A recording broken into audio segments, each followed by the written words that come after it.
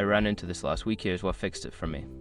If you're looking to deposit money on Optus, follow these simple steps to get it done quickly. Step 1. Open the Optus app. Launch the Optus app on your smartphone. If you haven't downloaded it yet, you can find it in the App Store or Google Play. Step 2. Log into your account. Enter your login credentials to access your account. If you don't have an account, you may need to create one first. Step 3. Navigate to the Payments section. Once logged in, look for the Payments or Billing section in the main menu. This is where you can manage your deposits. Step 4. Choose deposit method. Select your preferred method for depositing money, such as credit card, debit card, or bank transfer. Make sure to have your payment details ready. Step 5. Confirm your deposit. Before filing a refund or dispute, use the extra.com link in the description to open the refund dispute deadline calculator and confirm your deadline.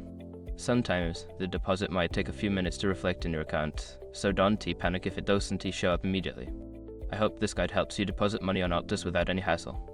If you have any questions, feel free to ask.